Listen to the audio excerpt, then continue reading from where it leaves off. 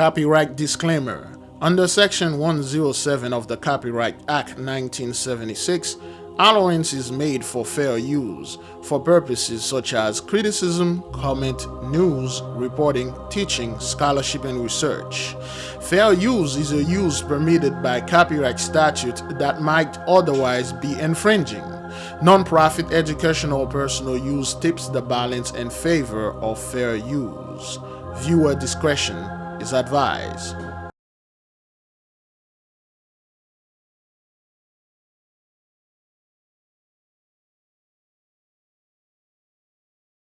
Jets fly missions from. Tensions between the United States and Venezuela are growing. Charlie Daggett reports U.S. forces are getting ready for possible action inside the South American country. As F-35 stealth fighter jets fly missions from a reopened naval base in Puerto Rico and Marines practice beach landings. Sources tell CBS News the Pentagon is preparing for military action in Venezuela. On Wednesday, Defense Secretary Pete Hegseth and Joint Chiefs Chairman Dan Kane presented President Trump with options for the coming days, including strikes inside the country. The largest aircraft carrier in the world, the USS Gerald R. Ford, will soon join several other warships in the region. One of the stated aims, take on the government of President Nicolas Maduro because of his suspected links to the drug cartels. So far, the U.S. military has destroyed 21 boats allegedly smuggling drugs, including one just 2 days ago. If you're trafficking drugs to poison the American people, and we know you're from a designated terrorist organization, you're a foreign terrorist and a trafficker, we will find you and we will kill you. In Venezuela, the Maduro government is preparing for a possible invasion, state TV showing a military mobilization. On 60 Minutes, Nora O'Donnell asked Trump about Maduro's future. On Venezuela in particular, are Maduro's days as president numbered? I would say, yeah. I think so, yeah. And this issue of potential land strikes in Venezuela, is that true? I don't tell you that. I mean, I'm not saying it's true or untrue. Well, tonight, the defense secretary put a name to the military mission, Operation Southern Spear. The aircraft carrier Ford will join that mission early next week when it enters the waters of the Caribbean Sea. Great glory, beloved. Great glory. All praises to the Most High God Almighty. Yes, indeed. Yes, indeed. Yes, indeed. Shalom, beloved brothers and sisters, Jews and Gentiles alike, welcome. This is your humble servant, Big Levi. And today is November the 14th, 2025. And it is currently 11:18 a.m. I got about an hour to do this, then I will go back and do the live, and tomorrow we are going to do our fast. Are you ready for the light fast? Oh boy, I didn't put this thing on silent. Whoops. Are you ready for the light fast? I did put it on silent. I put it on the vibration instead. Expecting a call here. Now, beloved, what seems to be the problem? What is it? What is it now? Those people want a war. Well, there's always war, rumors of war. Oh, we're gonna go to war because you are war on drugs. That's part 2 of war on drugs, because he's a drug dealer, and then we have evidence that you are killing American with drugs. Because the number one problem of people today is drug. Because the number one problem of every single person that are living in America, they just can't get enough of the drug, or the drug is too much. People are like, oh man, I can't believe every morning I have to wake up, and hearing people shooting each other for drugs, and I myself addicted to drugs. And I have to, every month, I have to pay this monthly payment for drugs. I have to do everything for drugs. I gotta go drive and paying that high amount of drugs with drugs for drugs and things like that. Because drugs is the highest priority right now. Everybody's worrying about this. That's the issue. The issue is not like we lost the blessing and we are going to do everything we can do to keep you people in a low vibration chaos. This is absolutely chaos, madness, confusion, chaos, madness. Those people are losing their freaking mind. Okay, not only that, they are descending into madness according to the book of Deuteronomy.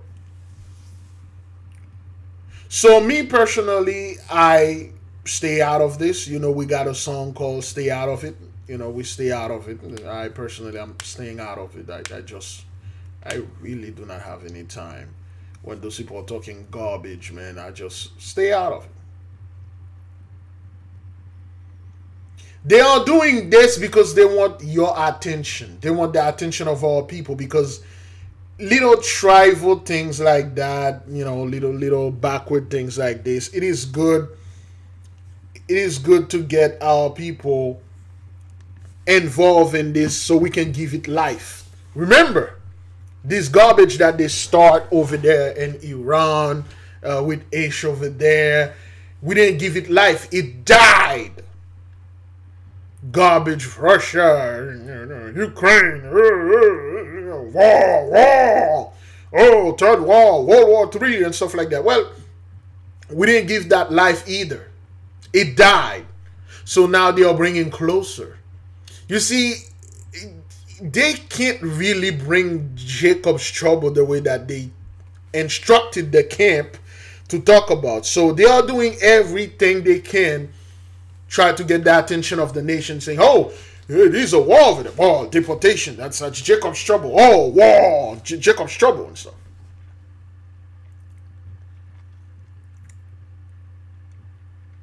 What they are doing here, beloved, is trying to confuse you, trying to bring chaos and then keep you in a low vibration, in a negative frequency. What they are trying to do is keeping our people in a base vibration so they can have a little bit more time to rule. See, Pluto is in the midst. 3i Atlas is not alone. We are not alone. Those things are already here. It's not like they are coming, they're already here. According to your time, because you live in this 3D dimension, so to speak, in this 3D realm, they are coming, but they're already here. This is a returning object. We already told you. We were the one that come up with the third eye atlas here. Nobody did. They were just talking about some comet and stuff. We are the one that break it down here. The proper breakdown came from here when we released our first video, and we connected it with the kundalinis, with the chakras, what it mean, with stuff. It came from here, and they know that. Those things are not communicating with so-called 83. You are not having our help coming, and then the first person they contact is you people. And this is what you guys are trying to do. War, war, war, killing, destroying, setting up things. The biggest drug dealers in the world is the so-called the CIA. There is a good book that came out in early 2000 called, let's see if we can get that. Lately this thing been working very slow. I got a lot of crap in this computer, so I'm trying to switch everything. It's not like I need a new computer, it's just I need to redo this one. I just need to transfer everything and then make it work very fast. But nonetheless, while this thing is loading, let me see if we can get from our friendly AI here.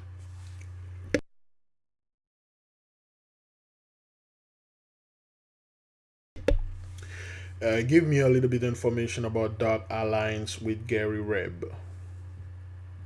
Sure. So the Dot Alliance is essentially a creative collaboration platform that Gary Reb started. It's kind of a network or a collective where different creators, innovators, and entrepreneurs come together to share resources and support each other's projects. From what I know, it's all about fostering a kind of community where people can tap Okay, into each that's other's incorrect. Dark Alliance, the book by Gary Webb. Ah, I got it. Thanks for clarifying. So, Dark Alliance is actually a pretty well known investigative book by journalist Gary Webb. Published in the late 1990s, it delves into the controversial link between the CIA, Nicaraguan Contras, and the explosion of crack cocaine in US cities, particularly in the 1980s. Webb's work was groundbreaking and also quite controversial because it suggested a kind of indirect government complicity in the drug trade that devastated many communities. The AI, they of course they program it to do things like that. It's just she's just lying to you. She just sit there and try to lie to you, give you the information that you didn't ask. She's getting worse, and I can't. This thing is not. Yeah, it's frozen right now. I gotta go back. Well, anyway, by the time it's frozen, let me see if I can. I see it's frozen. So Gary Webb was this journalist back in the 90s, and he come up with all the proof that the CIA were bringing the drugs here, and it's not something people didn't know. They were well aware in the 60s, the 70s, and, 1980s, 90s, and 2000 and stuff like that. It's just it's all up like that. Okay, so thank God this stuff come up here, and they knew that the CIA were the one that was bringing the drug to destroy the to destroy the black community, which they did, and the drugs did a number of our people, and we're still here, but it's it was prophecy, and it did this. This is the CIA is the biggest drug dealer. So now, why is it the U.S. choose to attack Venezuela or whatever? Well, of course, anybody that know it's all stage. It's they've been trying to do this not only for the oil reserve. Venezuela is not the target. I repeat, Venezuela and the oil is not the target. Okay, because the real target is the little island called Haiti. All right. The Voodoo Island. That's the target. See, they need to go in Haiti. They need to invade Haiti. They need to implicate it. Somehow say Haiti was like the corridor for drugs. It's for trafficking drugs. Now you have a country like Qatar. Pledges $44 million to boost Haiti's security, social, and economic recovery. Okay, you got all those Laurent Sincere, president of Haiti's, which is not the president, and they go over there to those Ishmaelites fellows and things like that. Well, there is a reason in 1492 those guys landed over there. Haiti is a very special place. Haiti is the gate of Turtle Island, is the gate to the blessing. If you don't go there, if your army don't go there like they did in 1492 and receive the blessing, which they told them, the blessing is done. No matter what you do, it won't work. But now they are trying to do their own stuff. Mr. Laurent Sincere, those guys are not Haitians. Though born in there and raised in there, they are not. And a lot of them, I'm talking about the whole island, and also the Dominican Republic, which is, again, there's no such thing.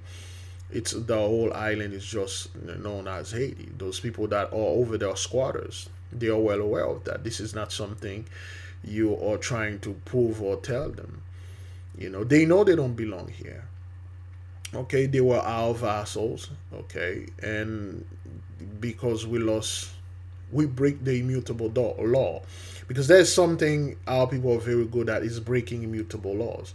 So we had to serve this punishment, and then now things are coming. So you got this country giving Haiti $44 million as if they love this like that. Of course, no, they are transferring money to the dudes and keeping the country in this low vibration, killing gangs and stuff, because they are the one that funding the gang.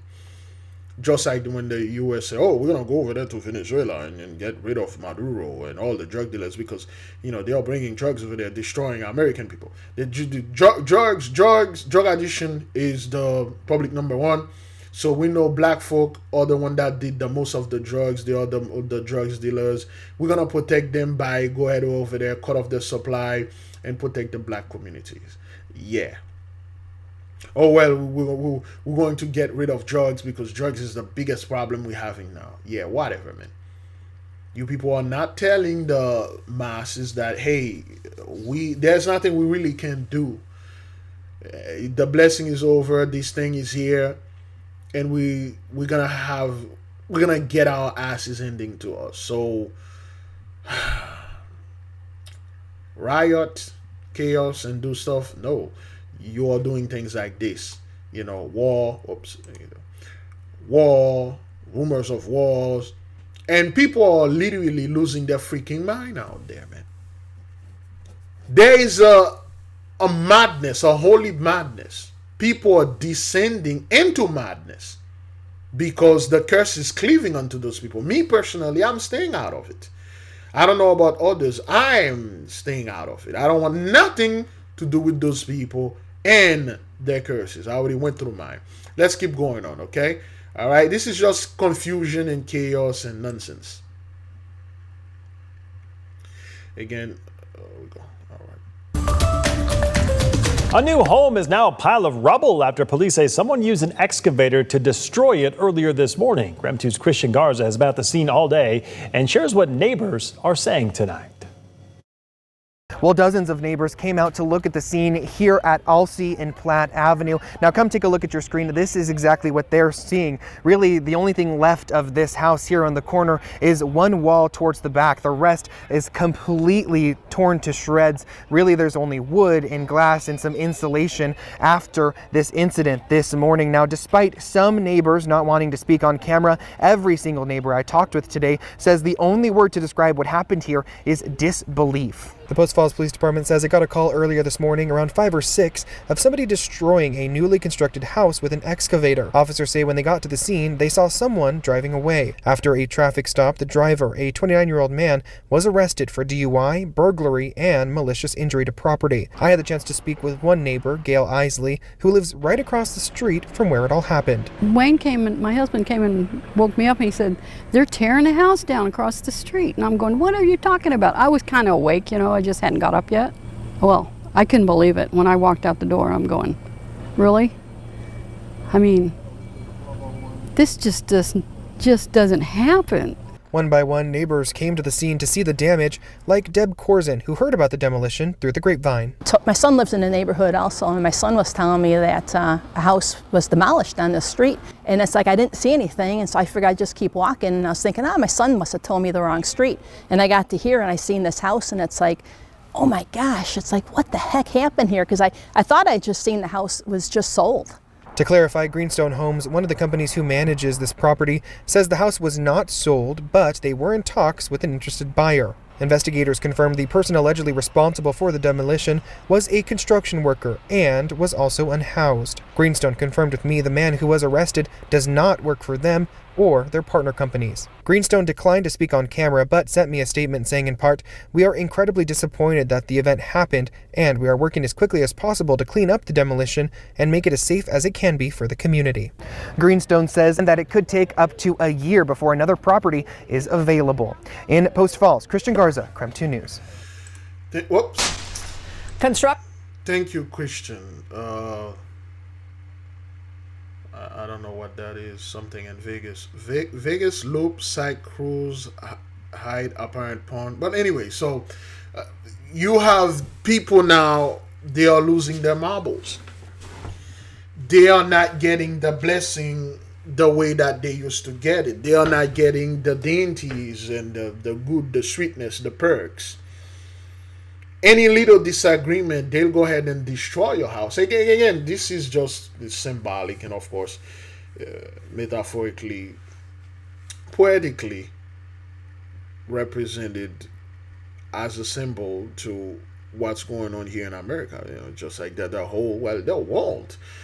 entire world is being breaking down. broken down, and there's nothing you can do about it. This man, for no reason, people really don't know who he is. 29 years old, probably mad at something, get into an excavator and go over there and destroy this place. I believe he was one of those construction workers. I don't know. It's just chaos, madness.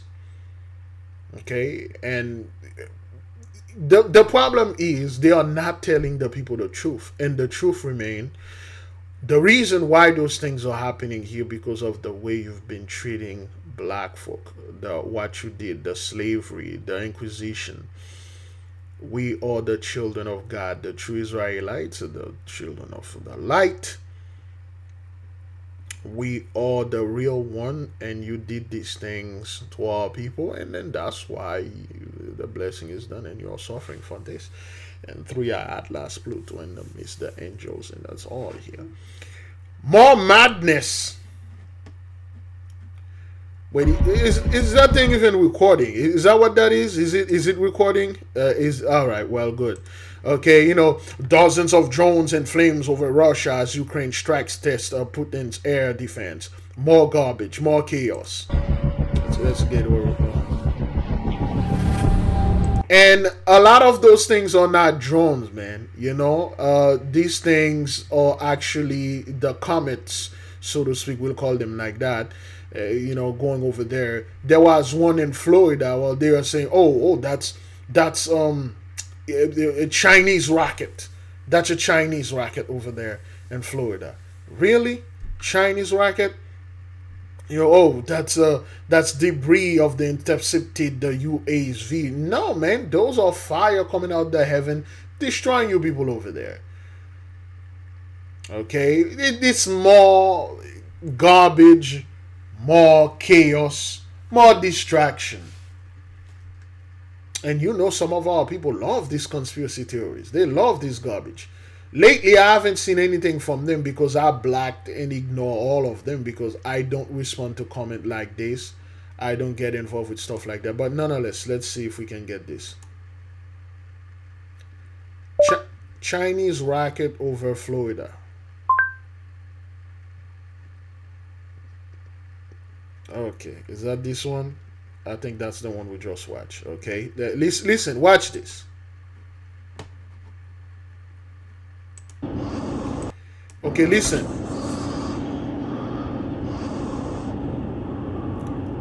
This is a Chinese rocket. What the hell a Chinese rocket is doing here in Florida?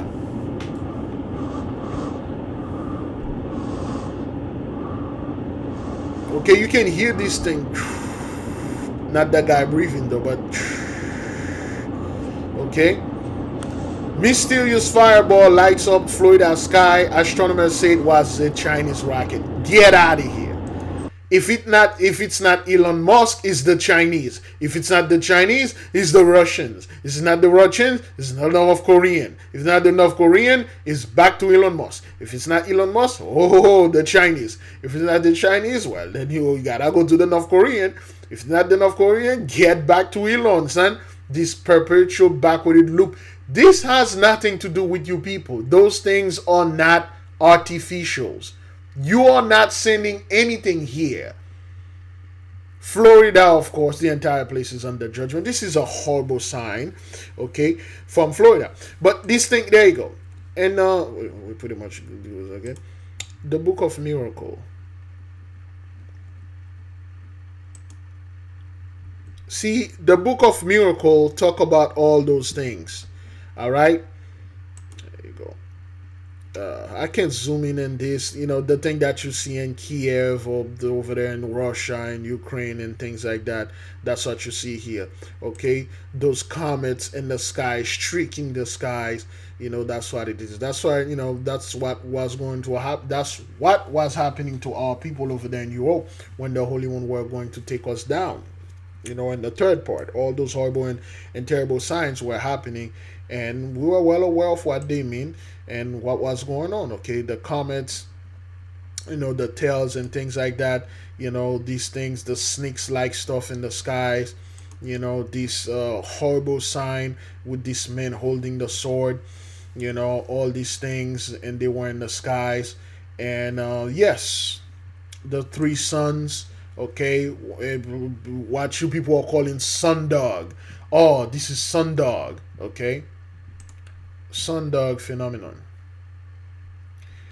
You know, there's three suns in the sky. Oh, this is sundog phenomenon. Oh, this is like this is the atmospheric crystallize, which ensure the proper masterization when the light spectrum hit the crystal, and it causes which we call sundog, and you know, named after the scientist Mr. Dog, last name, and we name it, you know, sundog, and when gang, stuff like that. Get the hell out of here, man. Get out of here. Get out of here. Are you out of your freaking mind? Are you out of your marble? This is actually three suns. Oh, well, you know, there's a huge planet behind this thing. And it has its own light. So this is not a Chinese rocket.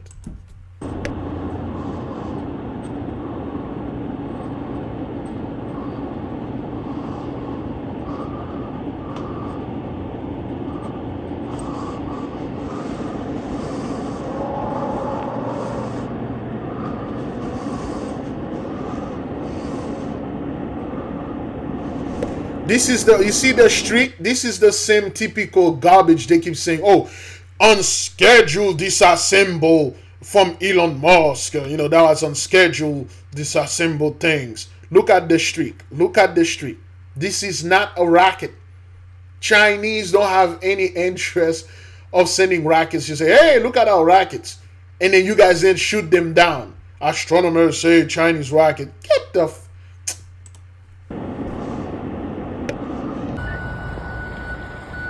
all right, this is not Chinese rocket.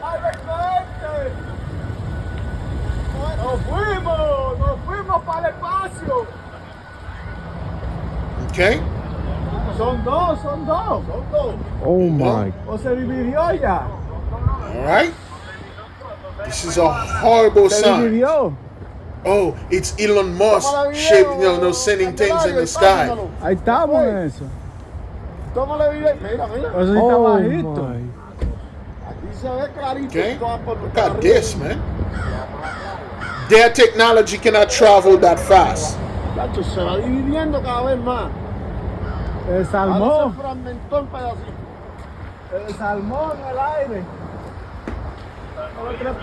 Okay, this is not a rocket.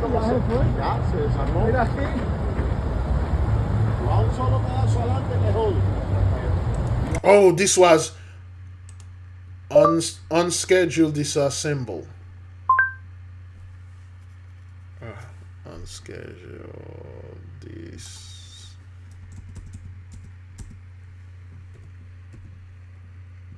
Rapid unscheduled disassembly. You know, that was rapid unscheduled disassembly with Elon Musk and stuff like that. This morning, SpaceX is inching closer to its goal of deep space missions, but its latest test flight shows that progress comes with risks. Liftoff last night was textbook. The booster's 33 engines ignited, blasting the 400-foot Starship into the sky over Texas. The booster separated, clearing one of the biggest hurdles. But once in orbit, Starship failed to deploy its test payload, 8 dummy satellites, when a side hatch jammed. Then came a leak in the fuel tank. We've been dealing with some leaks on the ship. This is also what led to... This is all AI generated, all garbage and stuff. So they can say, oh, unscheduled disassemble, you know. You know, remember that time when Elon was there with Trump? Somebody come up with a video, say the real Trump is already, you know, is already dead. Whatever, whoever you see, yeah, whoever you see or whatever you see out there is not the real Trump. But, you know, rapid unscheduled disassembly. They have to, you know, rapidly unschedule disassembly. Things like that. Oh, that's Elon Musk, you know? You see that? And the people like, yo, what the hell is this? What the hell is that? Oh, no, that's like Elon Musk over there, and his stuff streaking over the sky like this. Oh yeah, that's the debris. Debris streaking over the sky instead of falling down. This is not them. Horrible judgment coming upon you people. Horrible, horrible things. Let's keep on moving with the madness and the chaos there is. A former condo manager is now under arrest, accused of turning a Miami high-rise into her own personal payday. Investigators say she ran a scam that drained the building's bank account. Local 10's Leanne Motorhone is live. She's in Miami with the details on this one. Quite the scam, Leanne. That's right. This woman's alleged actions took place at the building behind me here in Brickell up until she worked here 2023. But what's more concerning is that up until at least this morning, she was a property manager at another South Florida complex.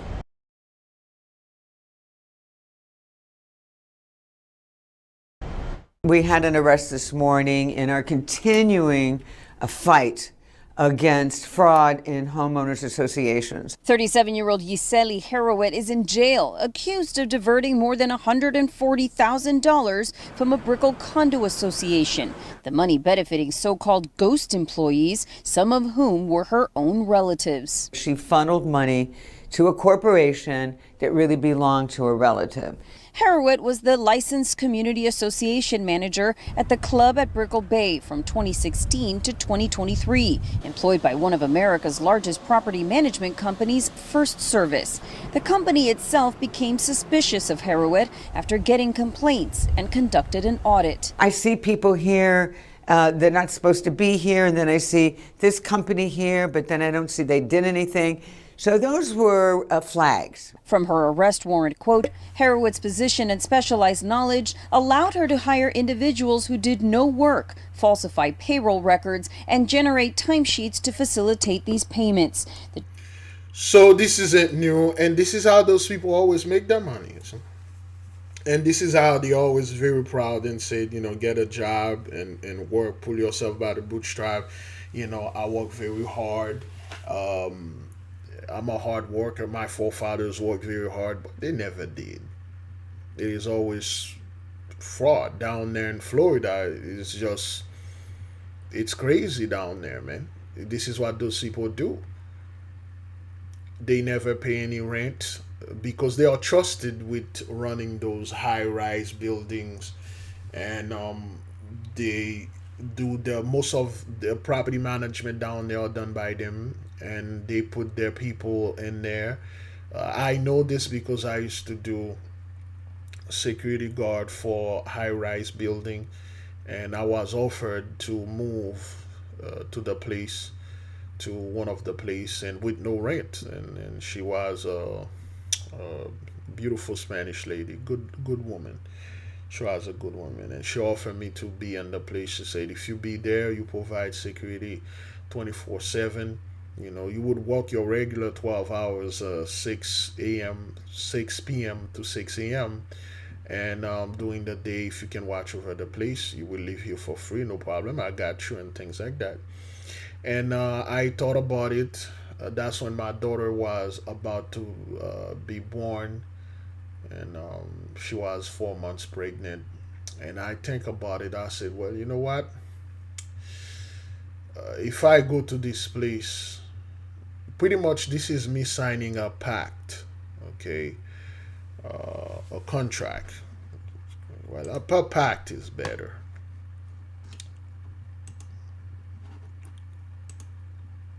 What is a pact? No internet connection? You gotta be kidding me. What is a pact? There you go. Pact.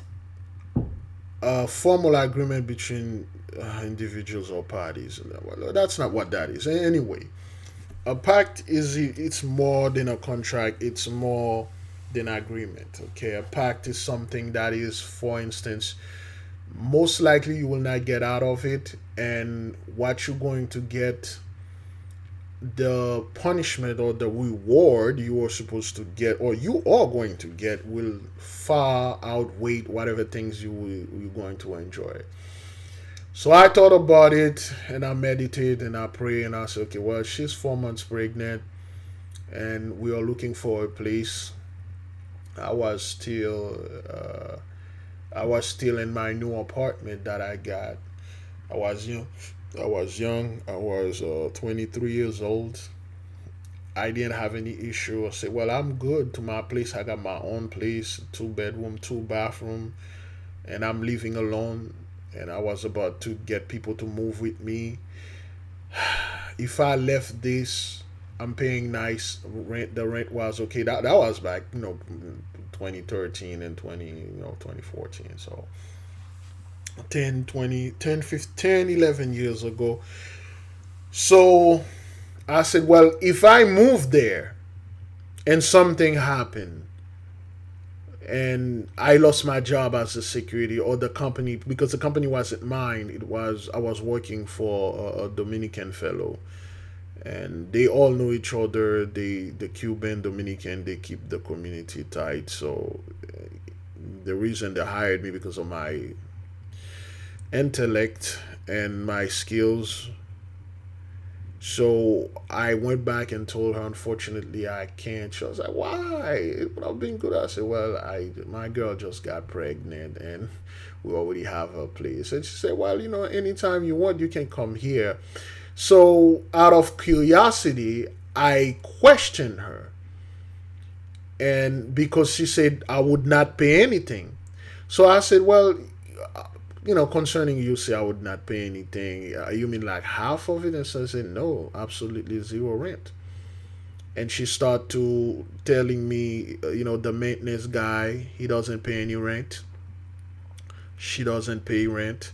Her family, they don't pay rent because they live in the place, because they work there, which they don't.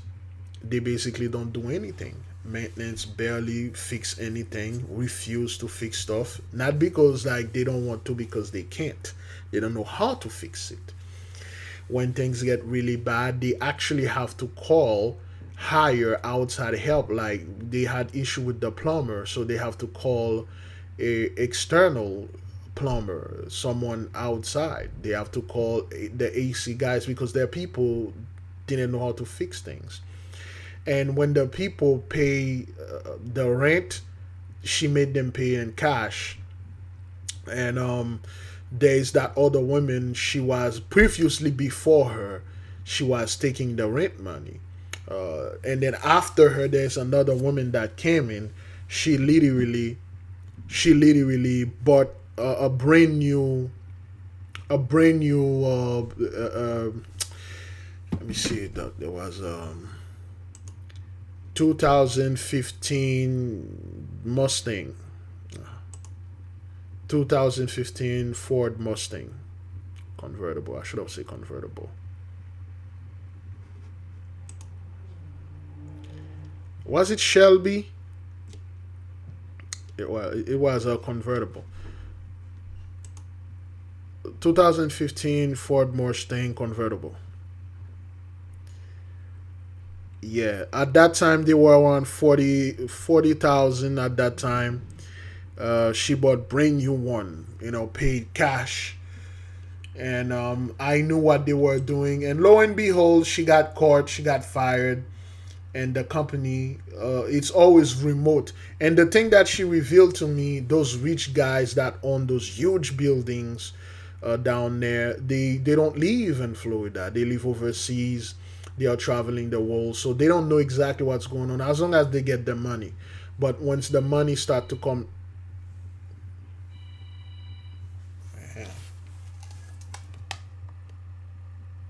okay, all right, I think she's back. Once the money got low, they find out, and then they fired them, and then they move to another company and do the same thing. you know, and I didn't take the deal. Till this day, I was still on my own, and this was one of the best decisions that I did. It was tempting though, man, like no rent. And here's the thing, another dude, he was another security guard. He signed a pact. He died 4 months ago. He was a massive cowboy anyway.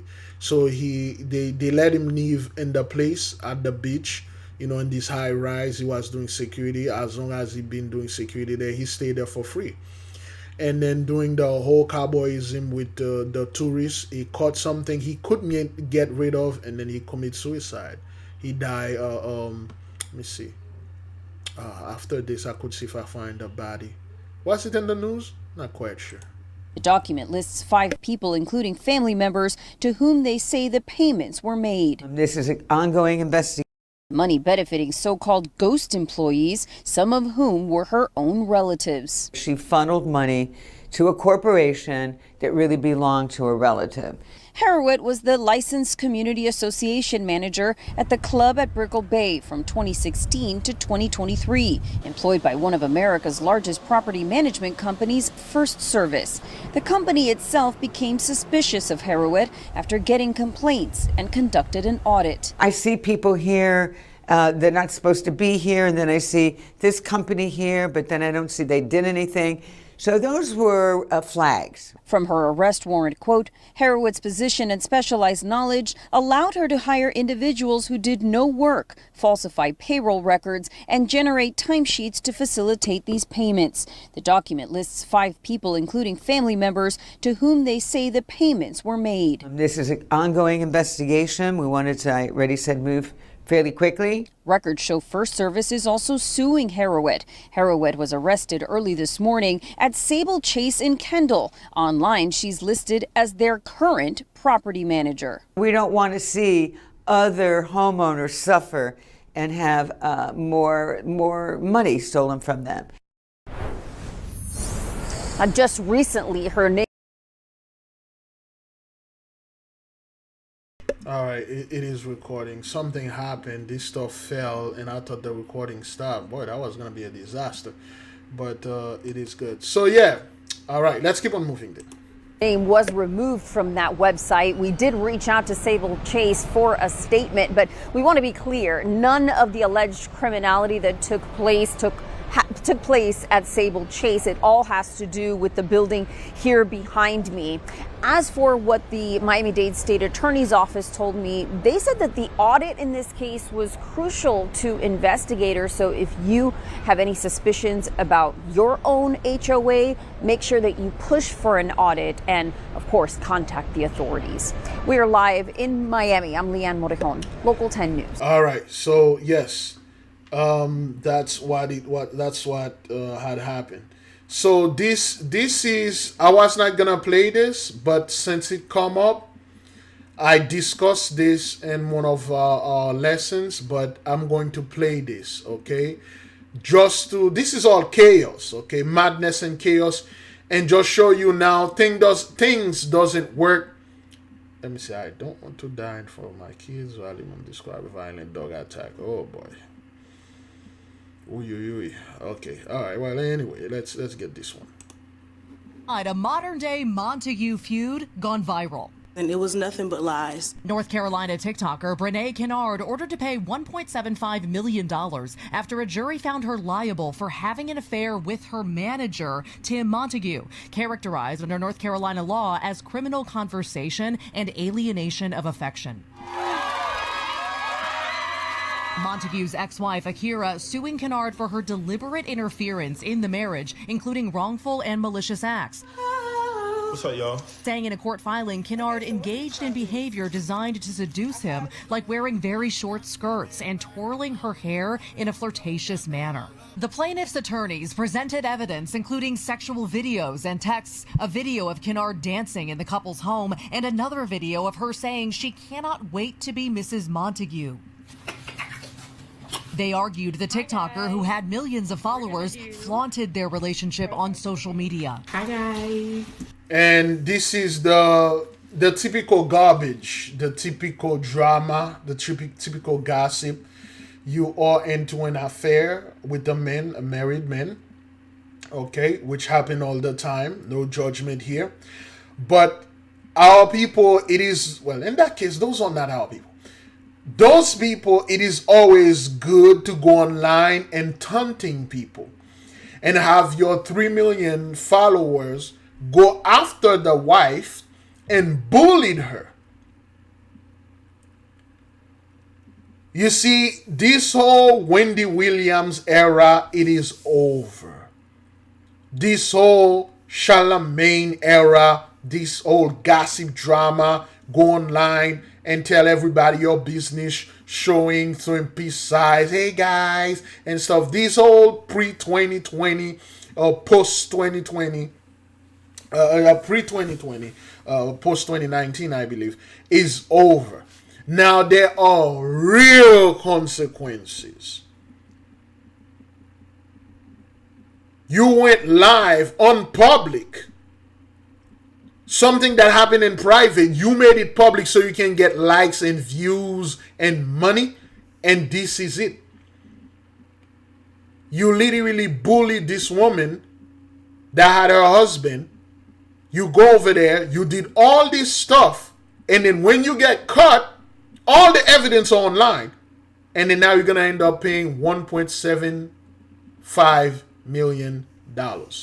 That says that my client was telling the truth. Akira Montague saying as a result of Kennard's actions, she has suffered humiliation, mental and emotional anguish, and injury to her health, adding their actions deprived their 2 young children of a 2-parent household. See, the world is mad at us, us over here. All this garbage, dancing and things. This is fun. And people are liking you, comment, say, girl, you go, girl. You live your life, girl. Don't worry about people. Do whatever you want. This is the result. This is the result of our people cannot sit straight or have something in secret or have things done in private. Everything gotta be freaking public. Everything gotta go online. Everything gotta be all over. Everybody know your goddamn business. Things that happen in private, next thing you know, it's online. Next thing you know, it's everywhere. Next thing you know, people are this. Next thing you know, people are that. People don't know what the hell happened, and they go after that other woman, calling her all the thing a whore and stuff like this. And then you got this weak men, this weak dude out there doing this garbage and stuff and things, and then here's the consequences. Has received justice from losing her husband and the father of her children. But Kennard argues she had Montague's consent. She gave her consent. She said it was okay because she knew her marriage was over with, and it was. This is a bunch of garbage. It never, even if anyone gives you consent or things like that, you don't go online on public, beloved, and do this type of ratchetness. You don't go online and explain people and show text message and show videos of you doing things and do that and all this stuff and thinking this is cool. People got killed doing things like that. You're lucky you didn't. Well, you should have get killed because paying $1.7 million, man, that's, yeesh, that's going to be something. It's done. Kennard now calling herself Mrs. Montague, saying the couple are married, though NBC News couldn't find any legal documentation supporting that claim. She tells NBC News in a statement, the verdict wasn't fair at all. I fought the lies for 8 days, and the jury sought sympathy, not facts, adding it's not over until God says it's over. Again, those fake-ass Christians. Those people that when they get caught, next thing you know, oh, Jesus said it's over and stuff. No, you're gonna pay that. Those fake ass people. Those are the people that will, when they get hurt, and then they will quickly come here and like, oh, all praises to the Most High. Pray for me so I can get this and stuff and things like that. You fake ass Christian. Now, when you do garbage like that, there are real consequences now. This post-2019 garbage ain't gonna work anymore. This thing is done. You going online and bashing people, destroying relationship, destroying people for fun, for likes and views and follows and shares. this is the result. Tim Montague adding about the TikToker, my wife had no fair shot, especially when defending herself against an entire team of attorneys. As for that $1.75 million payday, I don't know, but she'll probably never see it. All right, Maggie joins us now. Maggie, sorry, we were... So that's the thing. Things that happen in private could have been discussed privately, and then you know, that woman that's okay, well, you took my husband from me, it's private stuff, okay, well, you win, that's it, you can have him. No, you went online every single day. You gathered 3 million people, which shows you the 2/3 out there, these dregs thereof, they are useless. All they want to do is getting involved with garbage, gossip, drama, complaining and whining and bitching and moaning. That's all. Drama and gossip. They want to do shh. And they want to bring this type of hate in the midst of us here. I wasn't going to do this. And I keep telling people, yo, there are certain things, man. It cannot go online. You can't make a daily, you cannot make your, well, you can make whatever that you want in your YouTube channel, but I will never advise anyone to make a social media, your YouTube channel, your Twitter, your TikTok, Instagram, Snapchat, or whatever that is, to focus only of bringing drama out there, talking about other people's personal business, whether they are celebrity or people that you know. I would never advise that. But hey, that's what that is. Let's keep on moving. An Australian scientist has discovered a new native bee species with tiny horns, appropriately naming it Megachial lucifer. Well, the bee was found while observing a rare wildflower which only grows in Western Australia's goldfields region. The horns are only present on the female bee and may be used as a defence mechanism or to gather pollen or nectar. Well, to get more on that, let's speak to Dr. Kit Prendergast, a native bee ecologist and an adjunct professor at Curtin University. She was the scientist who actually discovered the bee. Well, welcome to BBC News. Big story, big discovery. Just tell us how you ended up finding a new... I am just going to stop here. And the name was just, you know, nice. Lucifer, you know.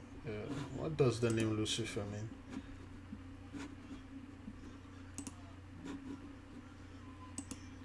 What does the name Lucifer mean? The name Lucifer means light bringer or morning star. Okay. And the horn, you know, eyes. Oh boy, there's people out there, and you can hear what they're saying. Isaiah 14:12, morning star and bright light, and things like that. Just it was interesting, you know, to find this horn bee, and because it has horn, they call it Lucifer. You know, you could have called it the horn bee, but you call it Lucifer. But nonetheless, beloved, the key, the message is, you know, the light bees bring honey, milk and honey, you know, and Australia. Hey, hang on.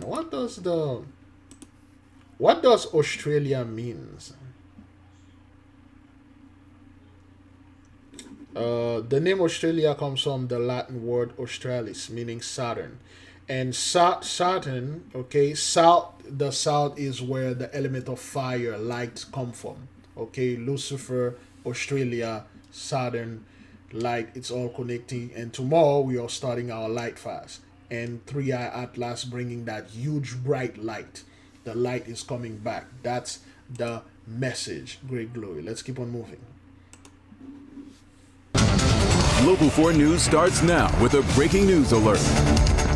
And that breaking news coming to us right now from Adrian in Lenawee County, where John Skelton, the prime suspect in the disappearance and deaths of his 3 young children, has now been charged with their murders. Good afternoon, everybody. Court records show Skelton faces 3 counts of open murder and 3 counts of tampering with evidence, charges filed just weeks before he was set to be released from prison after serving time for unlawful imprisonment related to the disappearance of his boys. It comes nearly 15 years after Andrew, Alexander, and Tanner vanished over Thanksgiving weekend in 2010. A case that's haunted Morenci and beyond simply because those boys were never found. Our Erica Erickson is on her way to Morenci at this hour. It's a very fluid story that just broke a short while ago. Erica, talk to us about... Well, that's the thing. And that was 2015. It's been 2010. It's been 15 years. Them boys would have been like 18 or 20 years old. I believe they were 4 or 5 years old. They would have been 20, 18. And their own father, literally take them out. Again, this is the type of madness that is going on, and then it's keep going on. This guy, he was going to get away with it. He did this crime in 2010. He was going to get away with it. I can't clearly remember this thing. But they find new evidence. Oh, wow. Her name is Erica Erickson. All right, then. Rick. Okay, the great ruler and things like that. All those are coded. But nonetheless. So, this dude, he was going to get rid of it. But this same 2019, son, he got caught. Another one right here. Now to that horrifying attack in Brooklyn. Police say a man beat a building super so badly that he later died at his home. It was all the result of some kind of confrontation over alleged stolen packages there. And this morning, a person of interest is in custody. And no matter what happened, it's a horrifying crime. Phil Tate has been out on the scene all morning long. And Phil, you actually spoke with an eyewitness who saw all of this as it happened. Yeah, good morning. I spoke with a neighbor who is simply devastated. She tells me that she saw this entire ordeal, what started as a verbal dispute that unfortunately ended in a brutal attack. But she says this is a part of an ongoing issue at the building of stolen packages. She said that alleged thief had showed up to the building yesterday when the super had confronted him, but also made threats to return to kill him and his wife. Now, this morning, cops tell us that they do have a 30-year-old person of interest in their custody that's now being questioned. Detectives are looking into if the person that the 41-year-old super confronted was someone that was in fact stealing packages and whether the super was attempting to remove him from the building's lobby. Now, investigators were on scene here yesterday at the Flatbush building searching for any clues. They did recover the suspect's scooter that was left outside. Now, for the super's neighbor, she tells me the chaos that she saw as the attacker showed no mercy. My super tried to restrain him. He had him on the gate and was trying to restrain him while his wife was calling the cops. And the thief took his iPhone and started repeatedly giving him blows to the head. How many times would you say he hit him? Maybe 8 times. He was bleeding profusely. He went back home about, I would say around 10:30. I just heard his wife screaming for help. We ran into her apartment and he was face down on the bathroom floor. We gave CPR until the ambulance came, but unfortunately they let us know that he was pronounced dead. Yeah, this is just a devastating story, and neighbors tell me that they believe that this could have been avoided, calling on the landlord for 1199 11 99 9 upside down 6 6 11 upside down 1 1 6 6 12 9 9 2 14 5 and then these 7 and stuff like that. People are losing their mind, man. Any small dispute or something like that resulted in the death of someone, man. Chaos out there, son. Those damn Christians are losing their freaking mind because, of course, they made this pact with the devil. And this is what's going on. More madness. Prosecutors now say paranoia led a woman to shoot and kill her friend in Milwaukee last week. Christina Benzels is live tonight with the new charges and with word of another arrest. Ted, the funeral for Ariel Spillner is happening right now in DeForest. On Sunday, prosecutors charged a 31-year-old woman in connection to her death. We did catch up with the victim's family in this case before that funeral, who tell us they do not believe those charges are harsh enough. Prosecutors charged 32-year-old Jamaica Mills with first-degree reckless homicide. Investigators say last week she shot and killed her friend, 26-year-old Ariel Spillner. We're not handling it very well at all. We don't know anyone who would want to hurt Ariel in any way, shape, or form, and it's hard that an apparent friend would do this to her. Police responded to the home near 39th and Lancaster just before 10 p.m. Tuesday. Prosecutors say Spillner died 39, 3 plus 9, you know what to do. at the scene. Investigators say Mills was also shot and was uncooperative with police and hospital staff. To have this happen, it's bizarre. It's overwhelming. Prosecutors say Mills told police the two were smoking weed, and she became paranoid that Spillner was going to stab her. Mills then told investigators she shot Spillner and accidentally shot herself. So let me go into this thing, and usually I don't do this. There's the 3Ds I don't discuss: dating, drugs, and diet online. But I'm just going to brush on this.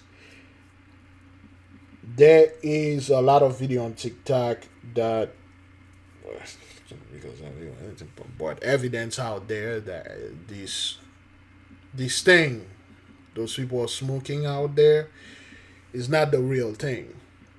You see, 83 know damn well so-called black folk are more susceptible to this type of thing. So they mess with it. This thing caused a lot of psychosis. Okay, that what happened here was an episode of psychosis. Define psychosis.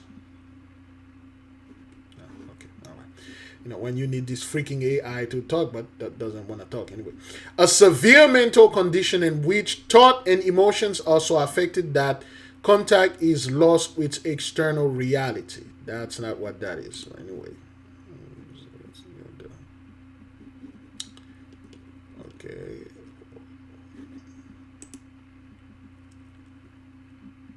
Really? It's not working. Define psychosis.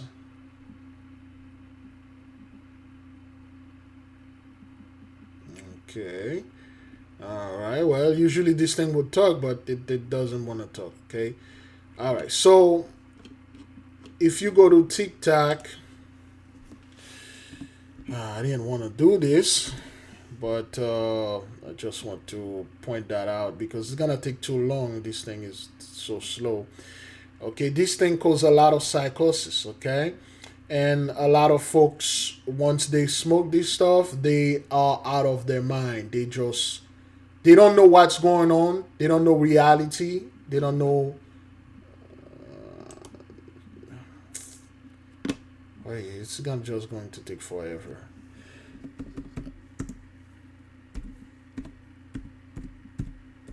Typing with one hand here.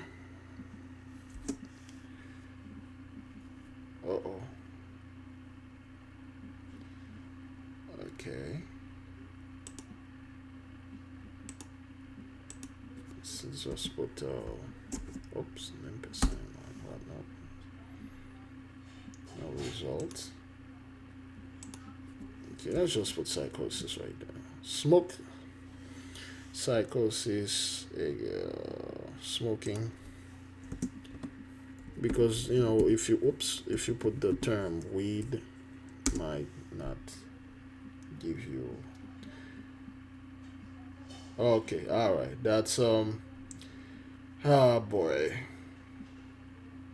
Let's try this one. Let's try that one. Cannabis and psychoses.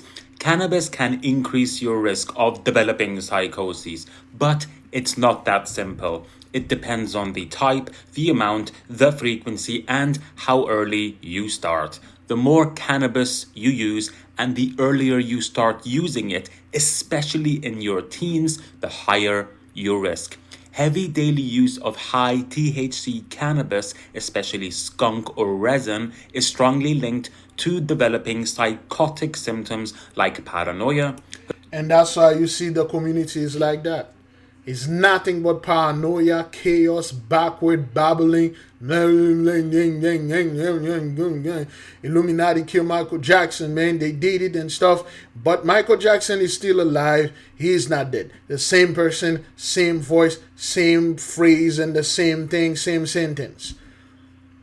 You got all those psychotic babbling fools. They're all over the place. And they keep telling you, well, you know, this thing make me think. It's not the same thing that it was in the 60s, man. It's not the holy thing that the Rasta used to take to communicate with the ancestors, man. This thing that you are getting is something else. This young woman was doing this stuff with that young white girl, and she just like, yo, is she going to kill me? I know. Before she killed me, I killed her first. Okay? Hallucinations or delusional thinking. What about schizophrenia? Yes, cannabis use can increase the risk of developing. Not can, it is. That's why this thing is so prominent in the so-called black community, because this stuff is being messed with. It's being messed with, and one of the reason I believe back in before 2020, I was discussing this thing online, and I got attacked. People calling me out and stuff, and I realized, okay, this is a subject that shall not and cannot be discussed on the air, and you know, things like that. But I'm just gonna let this dude talk because I don't want to get involved with this thing again. Schizophrenia, especially if you have a genetic vulnerability or a family history of psychotic disorders. But remember, psychosis isn't the same as schizophrenia. Psychosis means a loss of contact with reality. Schizophrenia is a chronic illness, and psychosis is one of its main symptoms. In both the DSM and ICD, there's a diagnosis called substance-induced psychotic disorder, and that includes cannabis-induced psychoses. Sometimes the symptoms resolve, but for some, it can trigger a longer-term illness. Not all cannabis is the same. It contains two key components: THC or tetrahydrocannabinol, which causes the high. It's the psychoactive component and is linked to psychoses, and CBD or cannabidiol, which does not cause a high and may actually protect against some of THC's harmful effects. Here's the problem. Today's recreational cannabis is often bred to be very high in THC and very low in CBD, which again, because they mess with it. They know who's the primary target is. They do not like you. They do not want the best for you. They have people promoted this garbage in the music and pretty much everywhere. That's why you have this massive thing. You cannot hold a conversation with any of those dudes or women that are doing this. They are out of their freaking mind. That's how they destroy your mind. That's why the men, they look strong walking out there or cock diesel and stuff like that, but their mind are destroyed. This thing destroy your mind because that's not what the natural one that they used to have. No, the one that they breed, they made, they mess with, they do these things to you. Increases the psychiatric risks. In contrast, therapeutic cannabis used in medical settings tends to have higher CBD and lower THC. And how you take it matters too. Vaping, bongs, spliffs, edibles, these all affect how quickly and intensely it reaches your brain. And much of today's street cannabis may include synthetic additives we don't fully understood. So it's something that they did on purpose to destroy the mind. And you have this thing out there, it's destroying minds. I'm not making this up, man. And when you try to talk to those people, when you observe them, you're like, God damn, there's no hope in there, man. It's completely and utterly destroyed. And when I look at this thing, I'm like, this thing did more damage than crack. You see, crack, your body quickly adapt to it. And you only in psychosis when you're in crack. But not this thing, man. Whether you're on or off of it, you're still a psychotic fool. I met those people. I talked to them. They are in my family. They are around me. They absolutely lost their marbles. Yes, cannabis is legal in many places, and yes, it has therapeutic potential, but for some, especially the vulnerable, it can come at a serious psychiatric cost. Be informed, be cautious, know your brain. Protect your minds and protect your hearts. And bye for now. Okay. Cannabis. So, yes, there was this dude, Jesus Can Heal You. There's this black dude. Yeah, I think this is him. Him or the, I'm not quite sure. Let me see. Smoking weed is not for everyone. Let me say that again. Smoking weed is not for everyone. And it's okay. The truth is, in our communities, there's a lot of people with underlying mental health conditions. Anxiety, ADHD, all of it. You smoking weed thinking it's gonna calm you down, make you feel better, make it's you feel making at it ease, worse. when really all it's doing is making you worse. I've seen it firsthand. Weed triggers or even worsens your condition that you already have. Because they know that. They knew this thing was supposed to make your mind straight like it was. Our ancestors used to have it, use it for a certain time. They mess with it. That's why you see their mind is broken. Okay? Makes me feel unmotivated and lazy. You know, and you see those dudes, they're always suspicious somebody is after them. You know, somebody is against them. And this topic is touchy for a lot of people because it's like, that's all they know. Weed, weed. That's all they know. And the thing is, you seems uncool. Like, yo, everybody's doing it. Like, why are you coming over there and judge me? Nobody's judging you, man. This is what this is a message to you, man. This hash will destroy your mind. That's why you see our men, they cannot lead. They just out there gang, mumbling, babbling, Illuminati, the government, bring popping zen, because this thing destroy their mind. You barely have any dude you can just sit down there and have a conversation, you know, barely. And this guy just literally tell you he saw the whole thing firsthand. He know this thing making it worse. And now with all these other new powerful strains coming out, it's making your symptoms even worse. I had to tell a family member to go and get help. Go and seek help. Because in all actually, a lot of weed smokers need mental health support. Because it weed. Is. Smoking weed. Because that's what it, you know, that's what it does. You know, it will destroy your mind.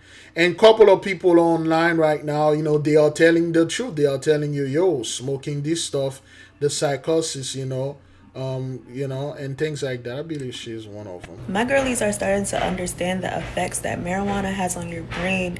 If you have a history of mental illness, whether that's bipolar disorder, schizophrenia, anxiety, and all that, you might find yourself paranoid, overthinking, or highly sensitive when you smoke. And those are signs. And I speak from personal experience, whether you see it as a spiritual awakening or psychosis. It's not spiritual at all. It's psychosis. You know, that's why this young woman lost her mind and then she killed the other woman because I gotta kill her before she killed me. Okay? All right. So, again, with this young woman, you know, lost her mind. And she's 32 or 31. Well, she's 32, right? This is a 32-year-old woman. I mean, look at her face, her eyes, and the drooping of her face, the left and right, her eyebrow.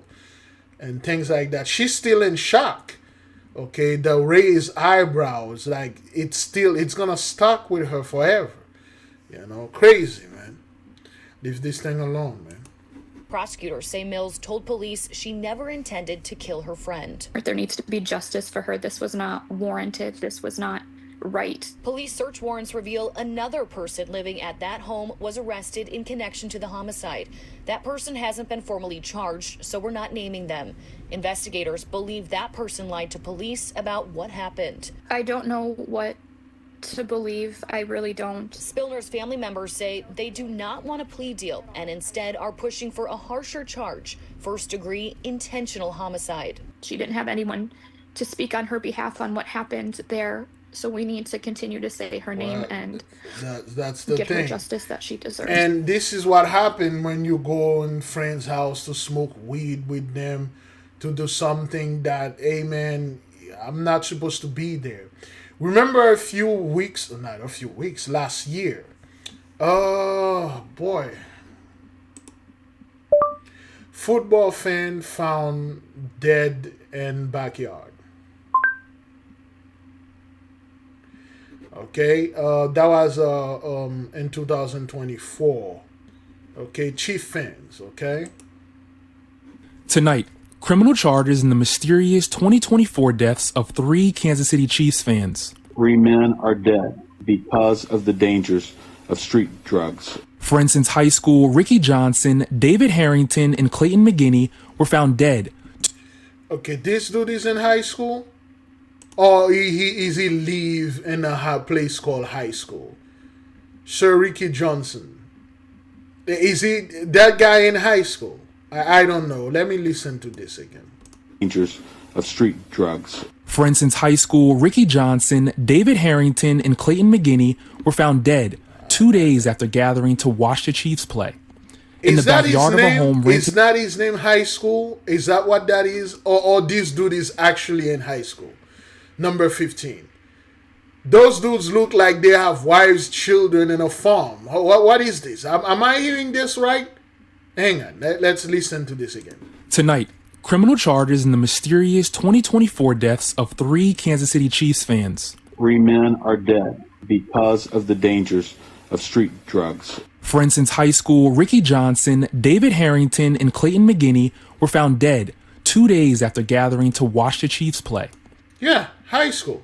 I don't know. I think it's going to go somewhere. But anyway. In the backyard of a home rented by a 4th friend, Jordan Willis. Prosecutors now revealing their causes of death. Mr. McGinney, Mr. Harrington, and Mr. Johnson all died of fentanyl and cocaine combined toxicity. Tonight, Willis and the man police say confessed to selling him cocaine, Ivory Carson, are each charged with 3 counts of involuntary manslaughter and 2 counts of delivery of a controlled substance. Inside Willis's home, police say they found 1 bag of cocaine with Willis's DNA and 1 bag of fentanyl with Carson's DNA on it. According to court documents, witnesses told police they saw the victims consuming alcohol and marijuana, and text messages show the men agreed to be supplied with cocaine. This is a message to those that are bringing fentanyl into our communities, providing it to people. Anyway, so this is the thing. You know, you get down with a bunch of friends. You know, you're going to do drugs with them, and you think everything's going to turn out to be like 2019 again, where you can do these things and there are no consequences. Nothing happened. Well, things change, man. It's changed, son. You know, you go to friend's house to do drugs or do things, you know, you might not come out the way that you came in. A shocking act of cruelty in Anaheim. A woman is caught on camera throwing a small dog in a plastic grocery bag over a fence. KTLA's Orange County Bureau Chief Chip Yost is live in Anaheim with more on this really disturbing story. Chip. Yeah, hello there. Yeah, that incident you're talking about happened here at this veterinary center here in Anaheim. A little bit ago, we talked to the veterinarian in charge here, and he showed us some of the video you were just talking about and also gave us an update on that little dog. You can see that she walks up to the backyard and just nonchalant throws him over and walks away. Dr. Ash Hakhamian of University Veterinary Center in Anaheim is showing us video of what he believes is a woman tossing a dog in a bag over the fence of his office building Wednesday morning. On this angle, you hear the dog land. You can see that all of the teeth here in the front are missing. And that's where he got hit. We're trying to determine whether or not the teeth fell out. We haven't been able to find that. It doesn't appear to that's necessarily the case, but we know he sustained quite a bit of trauma to the front of his face. This is the dog, and the doctor said he had more problems than just those caused by the throw over the fence. The doctor said after examining the dog, he learned he was suffering from serious neglect. We were able to feed him. I've never seen a dog eat food so fast. It looks like he hasn't had a meal in God knows how long, and that was hard to see. He almost ate my hand. He almost ate the metal bowl. It was that bad. Now that dog is now in the care of OC Animal Care because this is now a criminal investigation, and he says he's been getting a lot of inquiries since this story started circulating around, people wanting to adopt the dog and that kind of thing. He says the dog is not for adoption right now, and it's got a long road of recovery before it would probably ever be able to get up for adoption. However, he did put some information on his website. We'll put a link to that at the bottom of your screen there. It should be UVC Vet. And yet you people still talking about Michael Vick. Okay? You got this young woman right there. She just walk up and throw the dog over because, you know, they ain't need it anymore. Madness, man. Madness. This is... The jury find the defendant guilty of second-degree murder.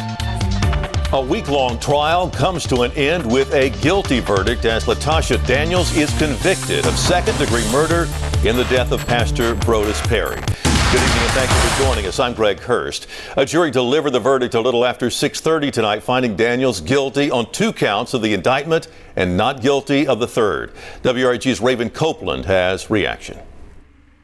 A jury of your peers has found you guilty. After 2 hours of deliberations, a jury found Latasha Daniels guilty in the shooting death of Brodus Perry and the shooting of his wife Tabitha in 2019. Daniels was found not guilty of employment of a firearm during a felony. The 46-year-old was convicted of second-degree murder and reckless endangerment. Throughout the trial, Daniels' attorneys never denied that she shot Perry or his wife, but said it was a crime of passion fueled by Perry's alleged manipulation. That's why we did push for that voluntary manslaughter and the reckless endangerment. Lowing Fox. Damn! Because she was under such emotional distress when this happened that she was not thinking clearly. However, the prosecution argued that Daniels' decision to purchase a gun and drive 2.5 hours from Arkansas to Memphis was proof of premeditation. We had proved that it was a knowing killing of another person, but we just didn't quite get there. Well, that's what happened. Madness, man. Madness. Those Christians are losing their freaking mind. It's just, what happened to the day where people used to have an affair and then it stays quiet? It doesn't go online. People making videos telling what they're going to and what they're going to do. They went and buy guns and go shoot people and kill people. What happened to that days? I don't know, man. Premeditation. And like I said, we can disagree with it and respect it at both at the same time. After Friday's verdict, your news leader asked the defense how Daniels felt after her conviction. I think she's a little bit in shock. I think she's struggling with the idea that she's going to probably have to spend at least another decade in prison. But I think she also understands that, you know, this happened for a reason. Reporting for your news leader from 201 Poplar, Raven Copeland, WREG, News Channel 3. They're surprised, man. Gonna spend like another decade or 20 years behind bars. Well, she's 46, so she'll get out when she's 56 or 66. Crazy things, man. Crazy. Madness. A former Salina middle school teacher and coach arrested for allegedly recording boys in the locker room is now facing a new charge. Hello, everybody. I'm Heather Hayes. Caleb Elliott was arrested again and booked into the Collin County Jail. He was initially charged with child pornography and illegal recordings. Well, now he's charged with forcing minors to perform on camera. Meanwhile, more families are joining a lawsuit against him and the school district they accuse of protecting him. Fox 4's Peyton Yeager live with the very latest on this. Peyton. Heather, new information today. The lawsuit filed against Caleb Elliott and Salina ISD started off representing 3 families. That number has now gone up to 12 families, and more families are expected to join as well. Good boy. A former Salina ISD teacher and coach is back in the Collin County Jail with a new mugshot. Caleb Elliott turned himself in Friday morning, facing a 3rd criminal charge, sexual performance of a child. Salina police say this charge includes asking victims to perform activities while they were naked or partially clothed.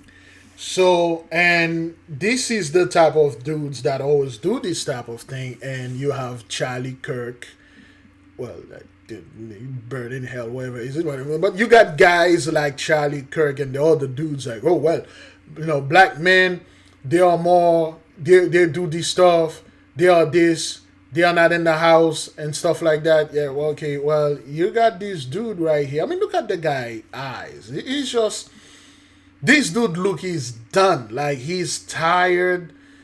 Life doesn't, why did he get caught? Like, why did I get caught? I've been doing this thing ever since I can freaking remember. Why did they caught me? So I'm done with this life. And you guys are not dragging this fellow into the muck. It is always a black man is this and that. It's just madness going on out there, man. This dude is a coach. I don't think without this lawsuit, without us coming together and fact-finding, that this would have been known to the public, certainly so quickly. Attorney Paul Hertz believes this new charge is a direct result of a lawsuit his firm filed against Elliott and Salina ISD. The lawsuit claims Elliott took aside minor plaintiff John Doe and confiscated his backpack, telling Doe that he had to do jumping jacks fully nude as punishment to get it back. He was recorded, but he was also made to do this for Mr. Elliott's own gratification. Elliott initially arrested last month for allegedly recording boys in the Moore Middle School locker room. Police say a dozen images of naked or half-naked students were found on his phone. We keep seeing that this points to the top. The lawsuit alleges a years-long cover-up by Salina ISD, claiming that... Again, they will cover it up. Those are the same priests, pontifical secret things. It's pretty much the same thing. Cover for those dudes and stuff, and they love being around children, okay? The district quietly moved Elliott to Moore Middle School after he had a sexual relationship with a student while working at Salina High School. Elliott's father is the district's athletic director and head high school football coach. He's on non-disciplinary leave. Friday, Hertz revealed 12 families are now being represented in this specific lawsuit, and he expects that number to climb. I now know that this involves the basketball team only insofar as, they practiced at the same time in the early morning and they used the same locker room, and Mr. Elliott's eyes nor the camera lens discriminate. Exactly. Now, only after Elliott was arrested did Salina ISD hire a third-party investigation. As for today's arrest, Salina ISD did not release any type of public statement to us. Now, the lawsuit we mentioned in this story is... So, again, you have these type of dudes, doing these things, and people, not only they will send their children to this type of school, they will send their children to those type of churches, and those were young boys, like little boys, kids that they don't know anything, man. He took their backpack and forced them to do, get naked and doing job. I don't want to get into this, but they find a dude with phone and pictures in there. And of course, they quickly put this guy in the news, but a guy like Sir Trump and Epstein and a certain list going on out there. They're not saying anything about that, but this is those people nature, man. And there's nothing we can. Is that thing recording? Is that what that is, boy? Oh, good grief! All right, let's go this. All right, again, beloved, the reason why you see all this madness is going on around, people are losing their freaking mind. People lost their marbles. It is because of Genesis 15, verse 13. And he said unto Abram, know of a surety that thy seed shall be a stranger in a land that is not theirs, and shall serve them, and they shall afflict them 400 years. 1619, 2019, 400 years is over. If you ask anyone, let me specify, if you ask anybody out there that has their mind straight and ask them, well, from 2020 to 2025, well, let's say with 2026, do you feel like it's been 6 years?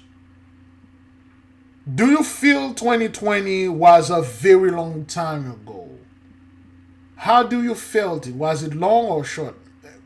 Anyone that has their mind straight will telling you 2020 felt like it was yesterday. It felt like something that happened a year or 2 years ago, or still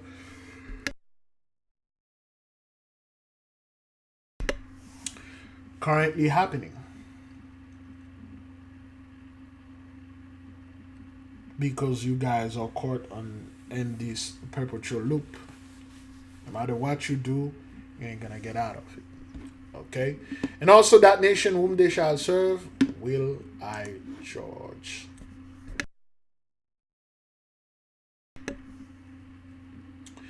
And the Holy One is judging the nation through the 10 plagues of the apocalypse of Abraham, and of course it's the soul, a lot of soul out there, man, and the madness and the mindlessness going on in the midst. It's crazy. Let's keep on moving. Check Brazil right there. Entire lifetimes of work and memories gone in minutes. Residents of Rio Bonito do Iguaçu, who survived the tornado that struck Friday night, are thankful they escaped their lives. There's not much we can do. Forgive me for crying. All we have left are our clothes and our documents.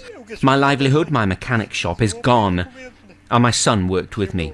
We'll ask God for strength and courage for the people, not just for me. The wind came, swept me up and threw me against the grill.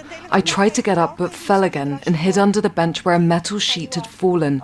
I stayed there until it passed. When I came out, everything was destroyed. My daughter and my wheelchair-bound mother were inside. I was devastated. My father-in-law was inside too. In 2 minutes, everything was on the ground. Some people lost family, but we must thank God we're alive, that we didn't lose anyone. That's what matters the most. The tornado's winds reached 250 kilometers an hour, causing injuries from flying debris.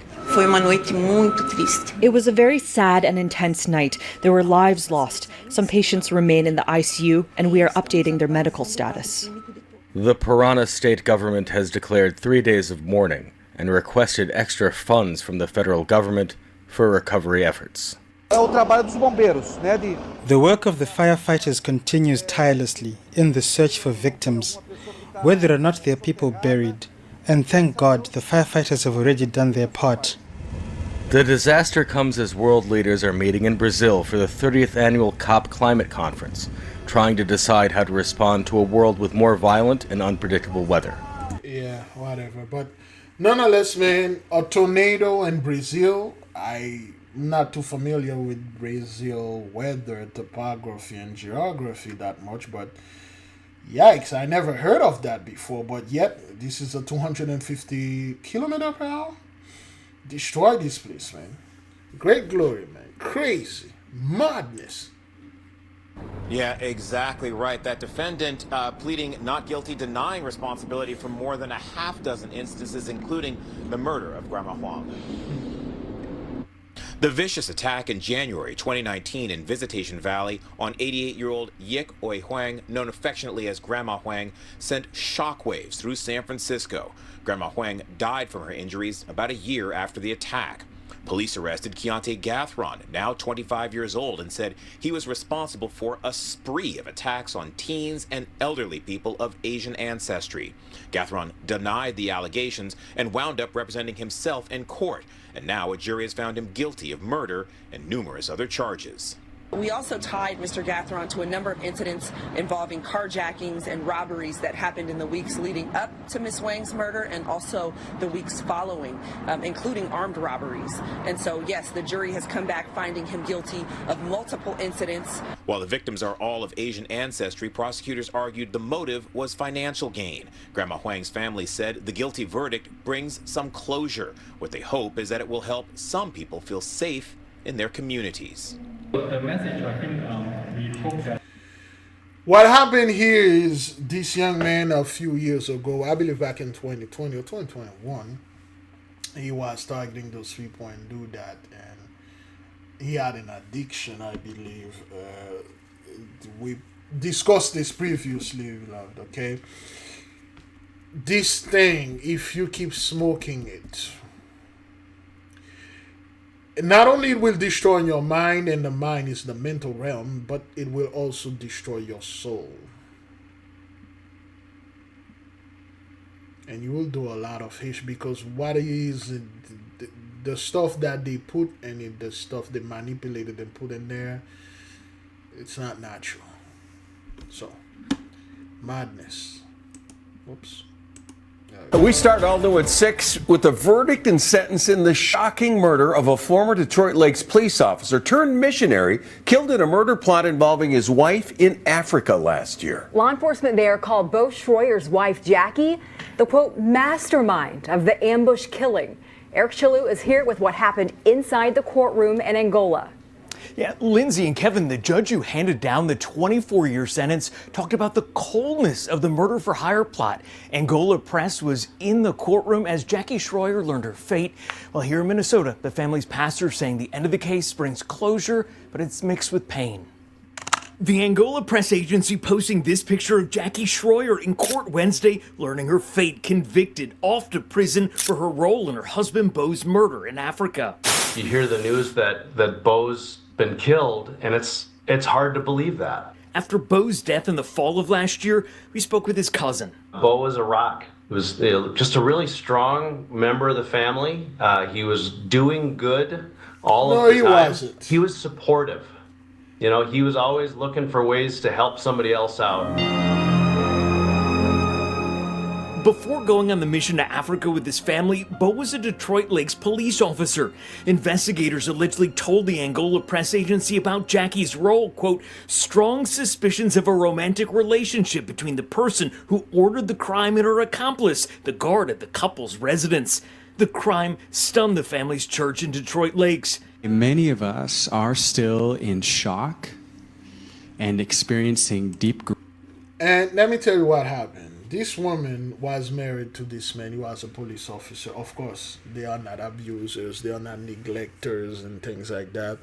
And they went to Angola to do their garbage. You know, always go to Africa and, you know, places like there's black folk in there and, you know, their mind are too weak. They will give them their Jesus. So while she wasn't there, she met this security guard that guarded the house, and they start to have sex, and she loved it so much, and she like, yo, I don't want to be with him anymore, so I want him to be dead so I can take of course the insurance money, marry you guys, bring you back to the US, and then you know, continue the sex, because she was in a sexless marriage. Okay, any person, men and women, if you are in a marriage or a relationship that is sexless, there's a strong possibility that you're going to lose your mind. And this woman lose her marbles. So, you know, this church judgment. Yeah, that's what that is. All right, let's keep on moving. We made an Esau's trouble about this a long time ago. It was a really long standoff. We're standing in the parking lot near some officers, and suddenly we hear flashbangs go off and the unmistakable sound of gunfire, bullets whizzing by. One officer in this gunfight got hurt by shrapnel, either from a bullet or from something else.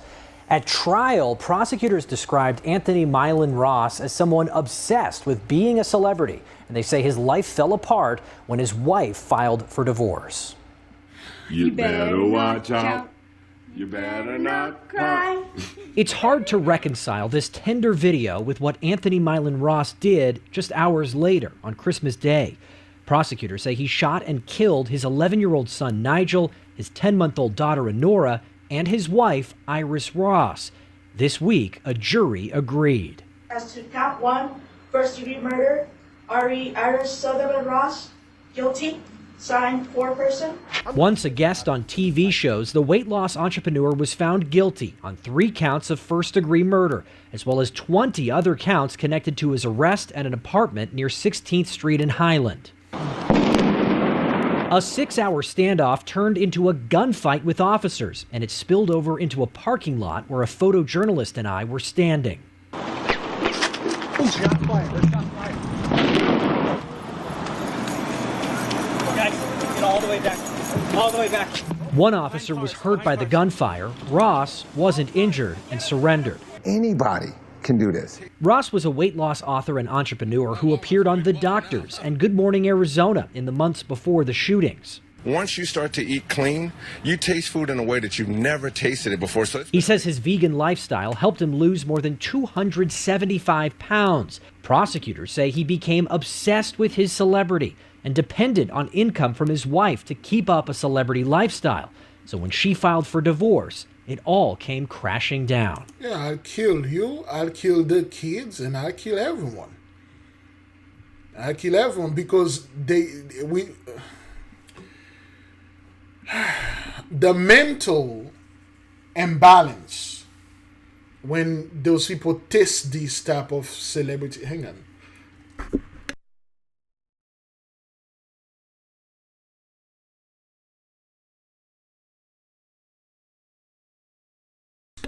So, when those people test this celebrity status, this glory, and then it just fade away. So they have to keep this thing, the lie, the facade going on.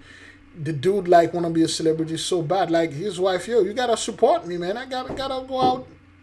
Okay. Oh.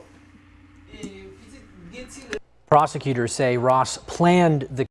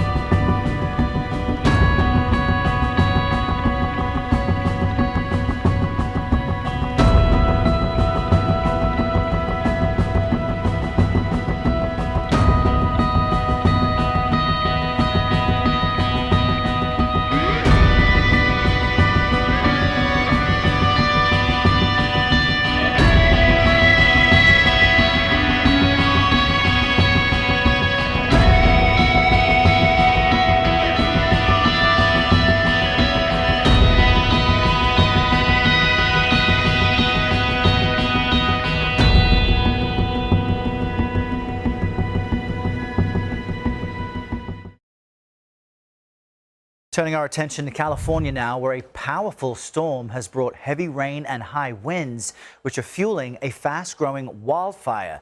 The pack fire has now burned more than 3,000 acres, and at this hour it stands at 0% contained. That has prompted a mandatory evacuation. And the rain could help control the fire, but in Southern California, you've got flooding and mudslides that are also a major concern. CBS News national correspondent Carter Evans is following developments for us from a key location in Los Angeles to kind of get a sense of how things are moving. Carter, good morning to you.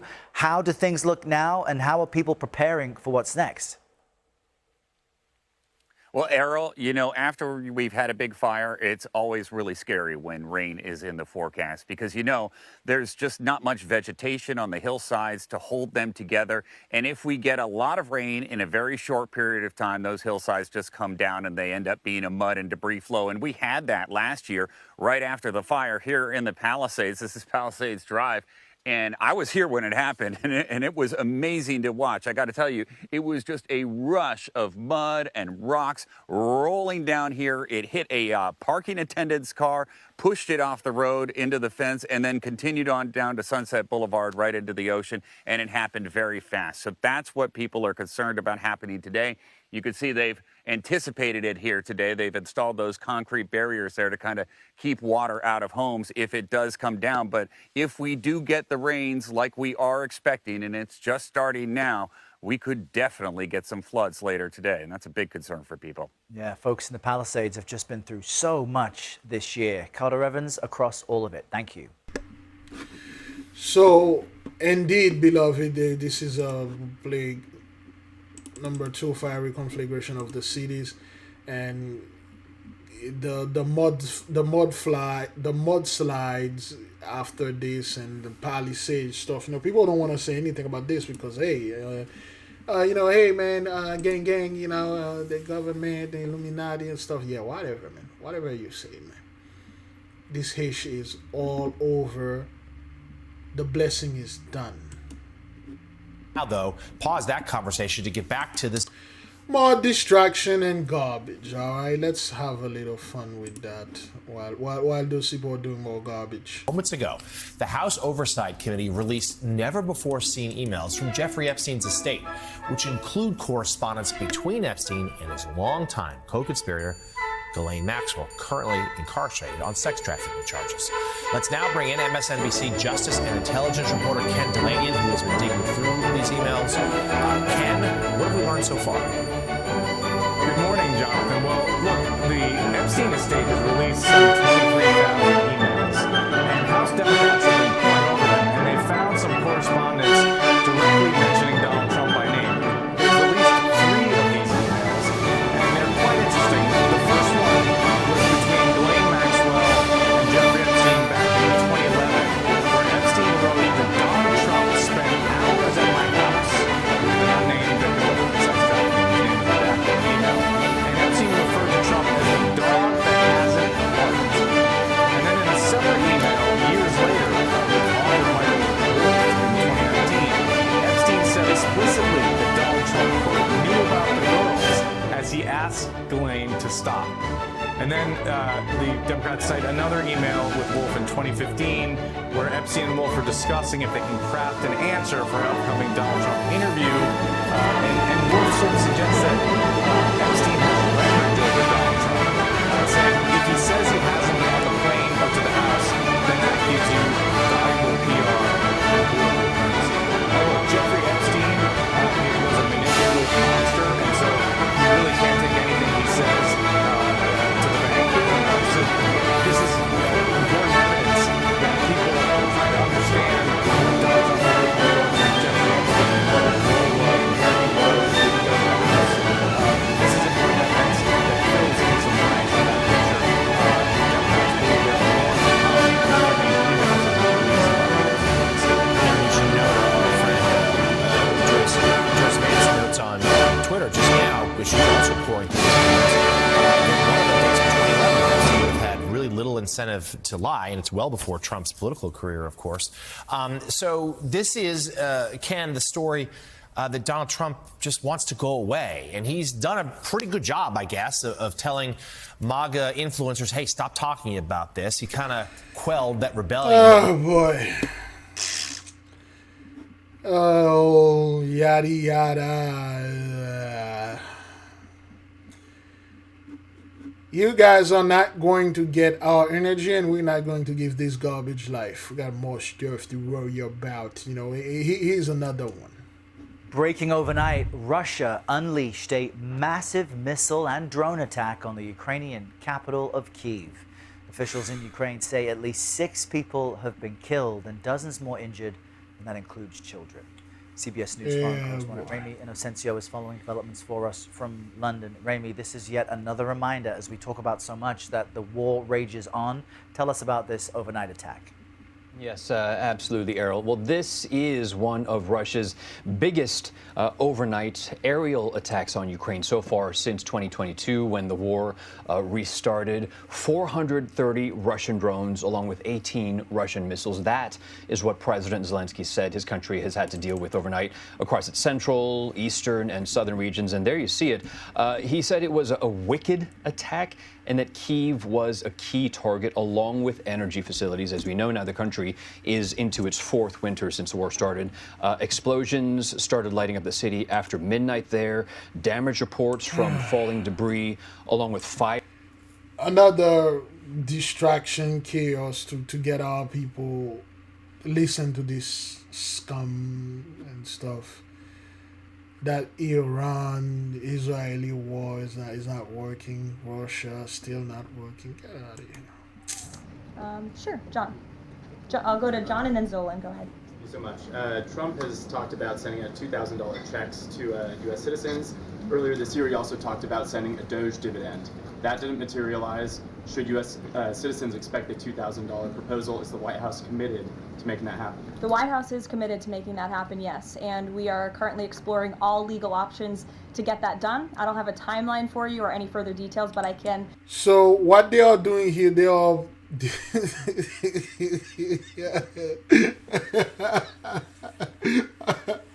yeah. What they are doing here, they just oh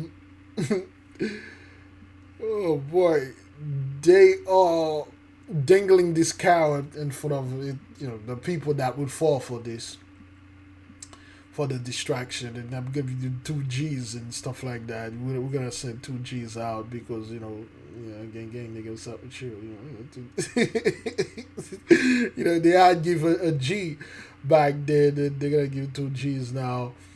For whatever the reason, this is going to come, and they say they don't have any timeline, so people will still like, okay, well, you know, I need him to be there so I can receive my 2 G's. So he's doing well, but nonetheless, garbage. Confirm for you that the president made it clear he wants to make it happen, and so his team of economic advisors are looking into it, and when we have an update, we'll provide one. Solon. You said at the top that one of the costs of the government shutdown was that people missed their SNAP benefits. Can you explain then why the administration went to court to fight the funding of food stamps and SNAP benefits? So recipients missed their SNAP benefits because the Democrats shut the government down, and they forced the administration to tap into a contingency fund that did not even fund the full entirety of this program. And so then you had an unhinged... That's what you people do. You just... You thrive on pain and suffering and distraction and wars. And you think this type of nonsense will thrive again in this day and age, while 3-eye atlases and limits and all this stuff. And of course, it's always, it's the Democrat. Oh, it's the Republican. It's this and that. Well, it's you people. See, the thing is, like, the priesthood of Mahan left you guys hanging. The priesthood of Mahan did not tell you the truth. So you guys are just winging things out there. You don't know what to do. You have no idea what you're doing. You just throw things out there. So, and you're expecting something to stick. But nothing is. That's why you're losing your marbles. You're losing your freaking mind. oh, it's the Democrat, it's the Republican and stuff. No, tell the truth. And the truth is, beloved brothers and sisters, Jews and Gentiles alike, that what you people did to our people, the Inquisition, the slavery, the thieving, the stealing, the robbing, the raping, the murdering, the lying, lynching, all these things. That's why reality is the way that it is. The blessing is over and there's nothing you can do about it. Personally, I do not have time to go and arguing with people or trying to convince people what this thing is about. But I can say this with confidence that you people ain't gonna get out of this. Now, special announcement. Tomorrow is going to be Shabbatai or Saturday, November the 15th. We are going to get our fast started. 40-day light fast. And it will end it on December 24th, 2025, which is Christmas Eve. From sunrise to sunset. Focusing on your light fast, on your light things. Are you ready? Are you going to fast with us? If so, we leave you with peace. We leave you with love.